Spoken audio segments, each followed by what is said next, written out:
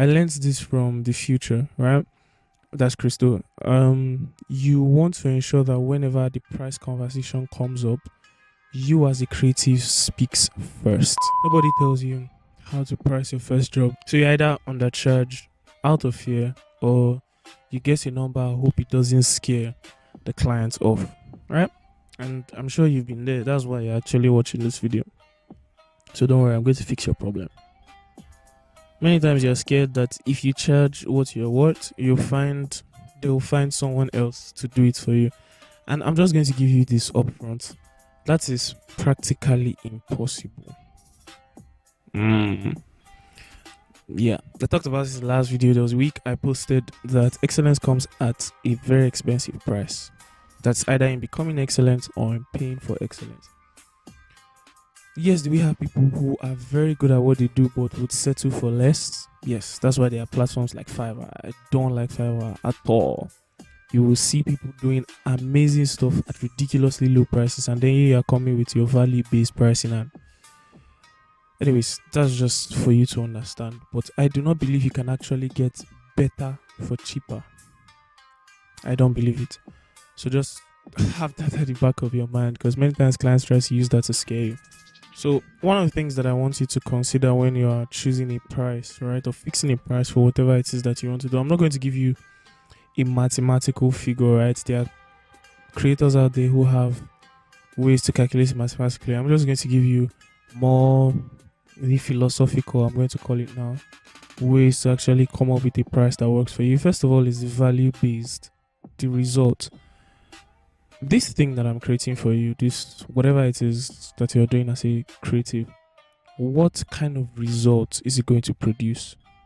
If this brand, right, is going to use these photos you are taking of this model for their campaign, and they are going to make, let's say, $100,000 from it, and then they are trying to pay you, let's say, $1,000 for a photo shoot, I don't think that's fair. Now, you need to also understand that you're not trying to be greedy here, right? There are other people that have to be paid.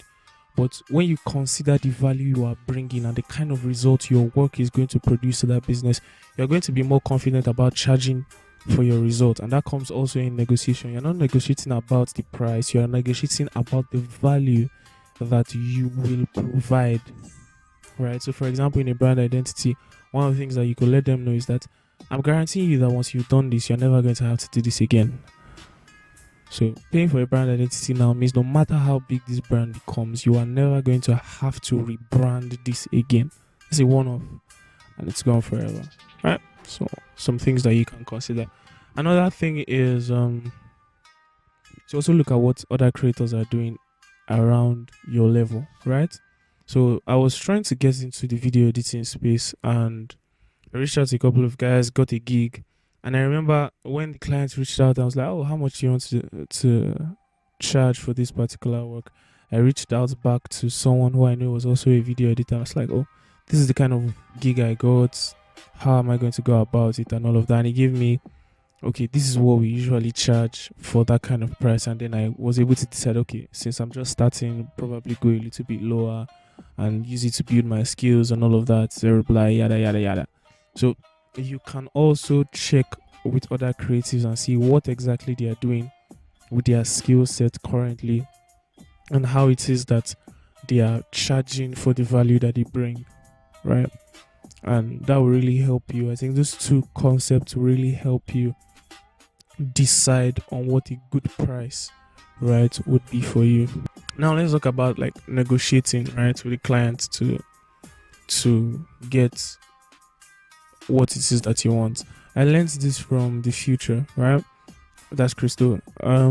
You want to ensure that whenever the price conversation comes up, you as a creative speaks first.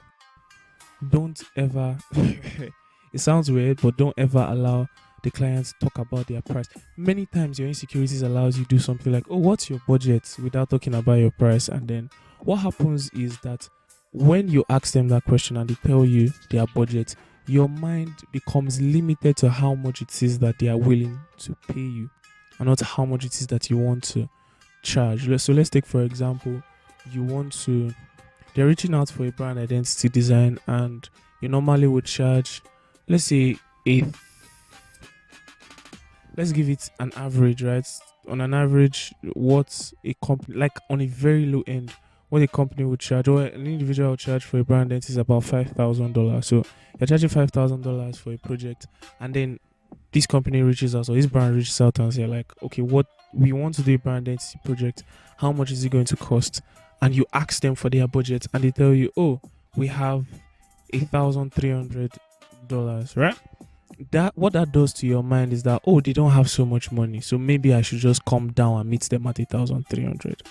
But if you spoke about your price first and they wanted 1,300, they would know that they have to come up to meet you. So all these things are things that you need to consider when it comes down to negotiating. It's an entire ball game. We can do an extensive video on like the psychology to know when, okay, you're actually making progress with this client and all of that and all of that. Another thing I'm going to tell you is that big projects, right, very expensive projects, takes time to land and to get paid for. So it's not like it's possible, right, that you jump out of this video and you exactly close that deal and all of that. But you also need to understand that some of these things take time. You might negotiate with the clients for an entire month, for 3 months, for 4 months, for seasons and periods before you can actually land gigs that are in hundreds and thousands of dollars. So that's something you need to also consider and put into your mind. In this section, I'm also going to talk to you about what I feel is okay, or when I feel is okay for you to probably go lower, right? And don't take this verbatim, right? Take it with a lot of salt, not just a pinch, a lot of salt. I think with experience and with growth, you would know when a project would produce better results for you, even beyond the pay. Now, I said with experience. Don't just jump on projects and say you're doing it for exposure. There is a way to use exposure. I was talking to a creative about it. There is a way to channel exposure and use it. If you don't know how to do it, you can work on the biggest projects in the world and you won't get another client from it. Trust me. Go and write what I said down, word for word. So it takes some level of creativity, some level of intentionality to actually know, okay, how do I use this? But I feel like if the certain conditions are met, like certain very, very good conditions, you can. That's when the profits, like the gain of working on this thing for a lesser price, outweighs greatly the price that they actually pay. Maybe connections, meeting new people. Some projects come with travel, come with souvenirs, all those kind of things. So if you feel like that's better for you, please, why not jump on the project and all of that? And if it's something you're even passionate about and you really don't mind like losing the gig or putting in a good favor, like this person is somebody you'd always want to work with, and you know that, oh, doing that lesser price will get you the opportunity to be in the same room and talk to this person and all of that, that's something that you should also try to consider.